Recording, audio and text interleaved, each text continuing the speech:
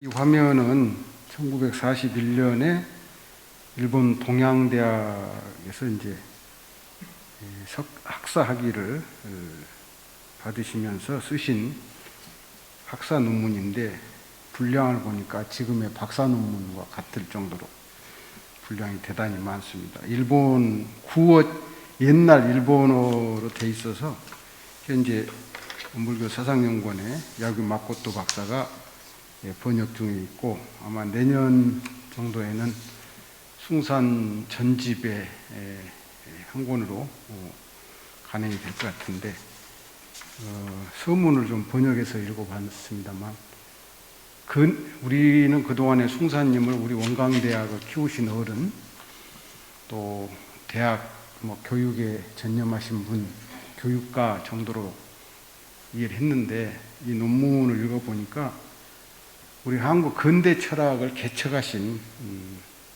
한국 근대, 특히 서양 철학 분야에 개척하신 선구자로 이렇게 새롭게 자리매김이 돼야 될 것 같다, 이런 생각을 합니다. 다음 화면 좀 보여주십시오. 좀 줄여볼까? 이 지금 화면은 1956년에 숭산 총장님께서 세계 불교도 의회 총회에 한국 대표로 5분이 선발이 되셨는데, 제일 밑에 보면 이제 이청담 스님, 하동산 스님, 서경보 스님, 그 다음에 손재상이라는 분하고 진갑종 대표시고, 우리 원불교 대표로 숭산님이 이렇게 선발이 됐습니다. 그러니까 이미 50년대부터 숭산님은 한국을 대표하는, 또 원불교를 포함한 한국 불교계를 대표하는 지도자로 이렇게 위상이 이미 확립되어 계셨다라는 것을 이제 확인할 수가 있습니다. 이건 조선일보에 보도된 내용입니다. 다음요. 이제 그 58년에 세계 불교도 우회에 가셔가지고 찍으신 사진을 어렵게 이번에 찾아냈습니다. 아마 12월 3일 전시회라든지 기념식 때 그런 내용들이 자세히 소개될 겁니다. 지금까지 한 번도 우리가 못 봤던 귀중한 지금 사진을 함께 보고 계시는데, 제 왼쪽에 숭산님 아주 젊으신 모습이죠. 감회가 새롭습니다. 근데 다음이요. 이제 이 내용은 1986년 12월 4일에 당시 조선일보 문화부 차장으로 있는 서희건 기자가 전날 12월 3일에 열반하신 숭산님을 이제 총평하는 그 기사를 게재를 했는데요. 제가 가장 감명 깊은 그 표현이 살신 성교의 오늘의 원불교를 만든 장본인이었다, 그런 표현이 있더라고요. 내 몸을 다 희생을 해가지고 원불교를 세우신, 그리고 이제 살아계실 때 생불로 대학교육협의회, 초대 대학교육협의회 회장을 하셨잖아요. 총장들 사이에 살아있는 부처님으로 이렇게 칭송되셨다는 그런 내용입니다. 됐습니다.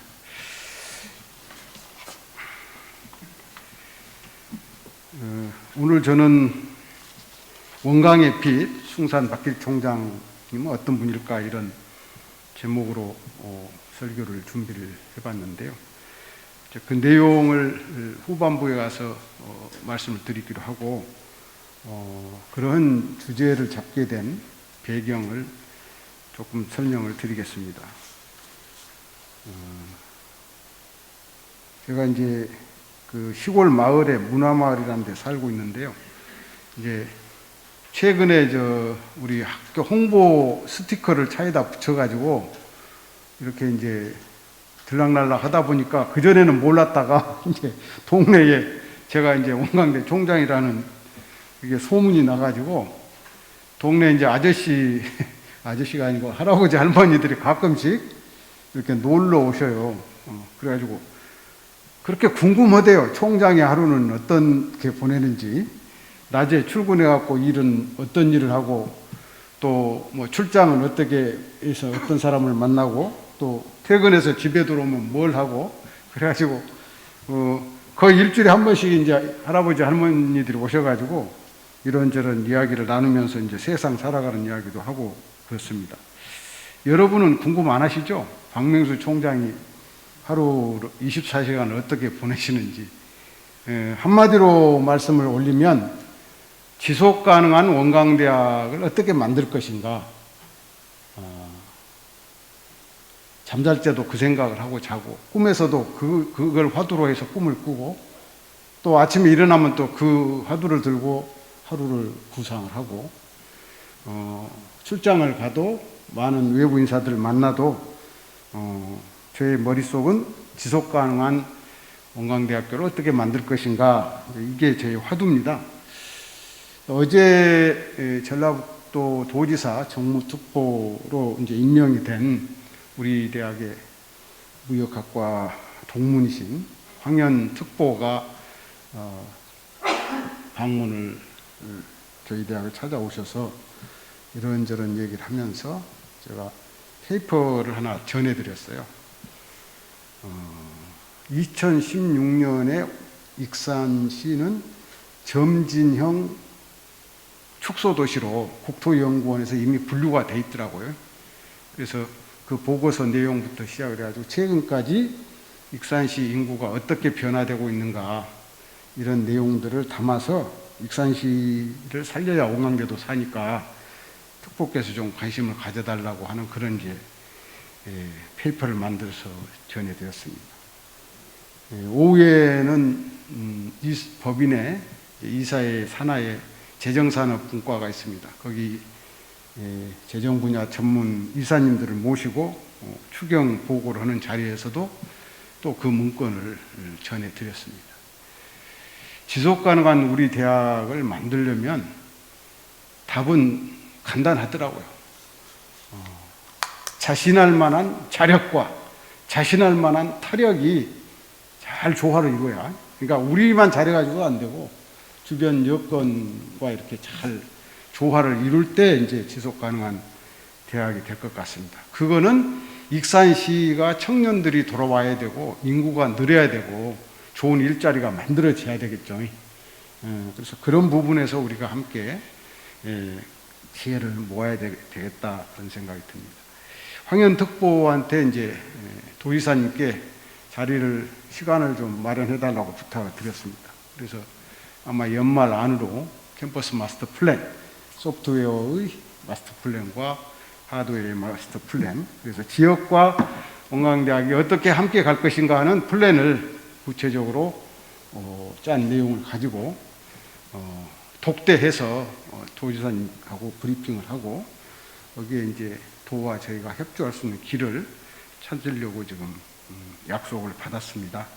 그런 일과들을 이렇게 이제 보내면서 그럼 안으로는 이제 우리가 어떻게 해야 될 것인가, 그런 생각이 많이 들어지고 있습니다. 우리들 구성원들 어떻게 해야 될 것인가. 제가 젊은 시절에 익산시 남중동에서 우리 원광대 후배들하고 전북대 후배들을 모아가지고 야학운동을 한 10여 년 한 적이 있습니다. 매년 여름에는 이제 교사들 전지훈련을 지리산 종주로 3박 4일 이런 매년 했어요. 이제 그 인내력도 기르고 단결 팀워크도 만들고 그런 의미로 제가 이제 그래도 명색이 ROTC 장교 출신이니까 앞에서 이끌고, 근데 어느 해는 이제 대체로 해가 지기 전에 수경을 해야 될 장소에 도착을 해야 되잖아요. 해가 지기 최소한 1시간 반 정도 돼야 이제 어두워지기 전에 텐트도 치고 오르니까. 근데 어느 해에 제가 한 20명을 끌고 가다가 길을 잃어버렸어요. 이 두 갈래 길에서 잘못 들어가지고 장터목 쪽으로 가야 되는 길이 아니라 내려가는 길로 한참 거의 한 시간 반 내지 2시간 가다 보니까 아차, 길을 잘못 잃어버렸다는 걸 이제 판단이 됐죠. 이미 밤은 이제 날은 해는 져버려 가지고요. 그때 멈춰 서 가지고 이제 저희들이 같이 상의를 했죠. 자, 이 상황에서 우리가 여기에 머물러야 되냐, 아니면 다시 그 갈림길대로 가야 되냐. 모든 참여 교사들이 다시 갈림길로 가서 길을 찾아야 됩니다. 그래서 다시 이제 1시간 반, 2시간 반을 되돌아와 가지고 원래 그 헷갈렸던 그 지점을 찾고, 그래서 거의 한 밤 9시 정도나 이렇게 해가지고 목표로 했던 수경기에 도착했던 경험이 있습니다. 이 말씀을 드리는 이유는 지금 우리 원광대학은 개교 이래 최대의 대전환기에 있습니다. 여러분 잘 아시다시피 다른 대학은 13년간 등록금 동결, 우리는 잘못된 정책 판단 때문에 3년 정도 등록금 예고제 사실상 동결해가 16년 동안 등록금 동결로 인해서 잘 아시다시피 교직원 여러분들의 그 매년 물가 인상 상승률에도 보답을 못하는 엄청난 지금 내핍 생활을 우리가 강요받고 있잖아요. 그건 저만의 잘못은 아닙니다. 꼭 저만 원망하지 마십시오. 이런 이제 구조적인 지금 문제 있잖아요. 거기에다가 잘 아시다시피 이제 올해 우리가 20% 이상 미충원 사태가 발생을 해서 올해만 해도 이제 등록금 감소액이 거의 100억이 돼버렸습니다. 일반 회사에서 아마 등록금 수입이 1,200억 정도 되는데 거기서 100억 정도 감소되면 바로 구조조정 들어갔을 것 같아요. 지금까지 여러 교직원 여러분의 급여를 깎지는 안 했죠.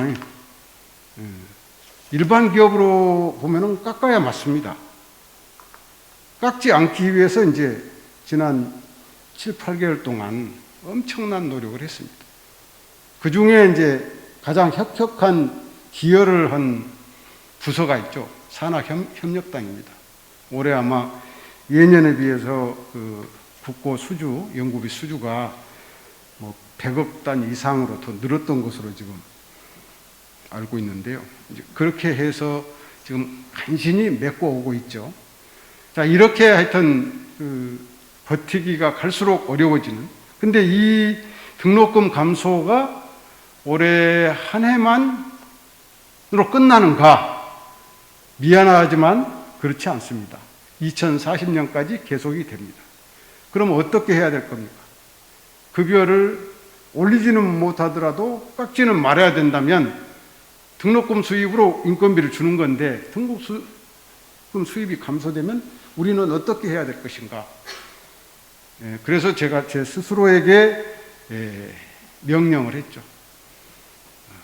너는 마른 수건 짜고 또 짜고 또 짜고 한 번 더 짜는 총장이 될 수밖에 없다. 그게 제가 우리 불교나 원불교에서 말하는 인과의 원리로 보면 전생에 지은 업이라는 생각을 합니다. 저는 그 업을 즐겨 받아들이려고 합니다. 그런데 저만 받아들여가지고는 안 되잖아요. 같이 이걸 해야 되잖아요. 그랬을 때 우리가 약간의 서로의 견해 차이나 입장 차이나 업무의 차이를 극복하고 근속연수의 차이도 극복하고 우리 구성원 모두가 한마음이 될 수 있는 길은 40년 동안 우리 대학을 키워오셨던 숭산 박길진 총장님의 삶과 가르침, 교훈으로부터 무언가를 얻게 된다면 그 길이 열리지 않을까 그렇게 생각을 합니다. 지금까지도 기대 이상으로 우리 모든 구성원들께서 마음을 모아주신 것은 사실입니다. 그런데 조금 아쉬운 부분들이 있어요. 어떤 부서에서는 그야말로 허리띠 졸라매가지고 10원, 20원, 100원, 200원 아끼려고 하는 반면에 어떤 부서에서는 일이 터져가지고 순식간에 1억, 2억, 3억씩 날아가 버리는 그런 부서도 있습니다. 이건 역시 우리 교직원 모든 분들 사이에 공감대 형성이 아직은 아쉬운 부분이 있지 않는가 이런 생각이 들어서 숭산님을 통해서 우리가 이 시대의 위기를 돌파해낼 어떤 지혜랄까? 빛을 발견하면 참 좋겠다. 그런 생각을 했습니다. 이거는 뭐 저만의 생각은 아니고요. 제가 그래서 그 힌트를 제시해 드리기 위해서 책을 한 권 서가에서 찾아가지고 가지고 왔습니다. 아마 관심 있는 분들은 잘 아실 겁니다. 생태운동의 고전, 세계적 고전, 생명운동의 세계적 고전, 스웨덴 출신의 헬레나 노르베지 호지라는 분이 쓴 오래된 미래라는 책이죠. 이건 전 세계적인 베스트셀러입니다. 인도 북동부에 있는 그 1년에 석 달 육로 길이 열린다고 그러더라고요. 나머지는 영하 20도 뭐 이렇게 돼가지고, 그러니까 9개월 동안은 외부에서 접근하기가 어려울 정도의 그 고지대에 있는 라다크를 한 20년 동안 연구를 해가지고, 그 라다크가 가지고 있는 뭐랄까 이렇게 빛, 희망, 그것이 살아날 때 이 지금 생태위기, 기후위기에 우리 지구 전체가 살아날 수 있는 어떤 길이 있을 거다라는 것을 제시해 준 오래된 미래. 이 책이 나온 이래로 그 재미있는 현상은 옛날 어르신들은 보통 이제 온고지신이란 말을 많이 쓰고 법고창신이란 말을 많이 썼는데, 이 책이 나온 이래로 온고지신, 법고창신이 쏙 들어가 버리고 똑같은 표현이거든요. 오래된 미래. 오래된 미래. 원광대학교의 오래된 미래 어디에 있을까요? 숭산 박규진 총장님에게 저는 있다고 생각합니다. 그래서 제가 5가지로 이제 간략하게 한번 그동안에 뭐랄까 나름대로 스터디한 내용을 써봤습니다. 모든 원광인의 영원한 표상. 지금 보통 우리 원광대학교 동문 수를 16만 5천이라고 합니다. 16만 5천 명 중에 단 한 명의 진정한 원광인 뽑는다면 아마 아무도 이유가 없을 것 같습니다. 우리 숭산 박혜진 총장님이 그 한 분이 되시지 않을까.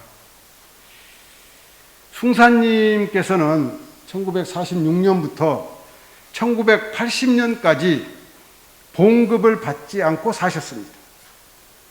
용금만 받으셨습니다.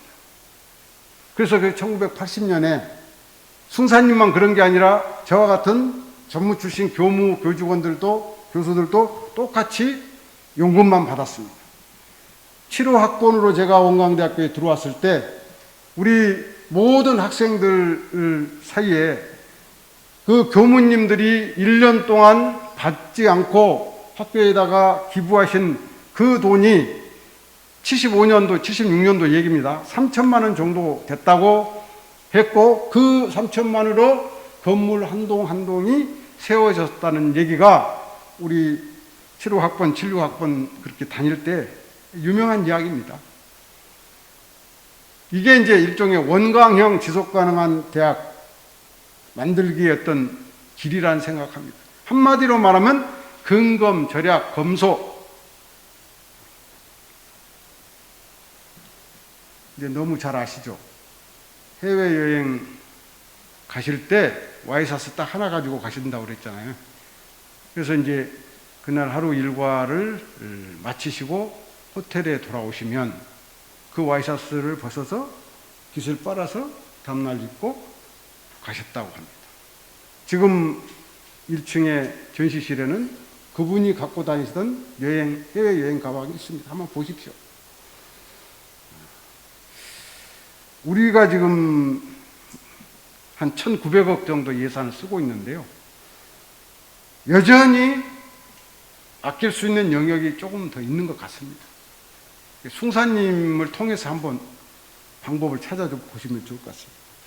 그 다음 이제 두 번째, 오늘의 원불교를 만든 원불교인이다. 이건 이제 이 서희건 기자의 표현입니다. 숭산님께서는 교조의 아들이셨죠. 저도 그런 풍문을 많이 들었던 것 같아요. 교조의 아들이니까 교단의 어떤 중요한 요직이라든지 뭐 종급사님이 될 수도 있고 뭐 여러 가지 될 수도 있잖아요. 근데 그분의 모든 말씀하신 내용을 보면은 철저히 교육 입교, 원광대학교라고 하는 걸 통해서 원불교를 세계화하는 그 일에 일생을 매진하셨습니다. 그리고 다른 데는 일절 쳐다보질 않으셨어요. 오로지 한 길이셨습니다. 교육 입교입니다. 원광대학을 통해서 원불교의 세계화. 그 일환으로 이제 원불교 사상연구원도 만드셨죠. 그래서 오늘의 원불교를 만든 진정한 원불교인 정본입니다. 전북을 빛낸 자랑스러운 전북인인데요.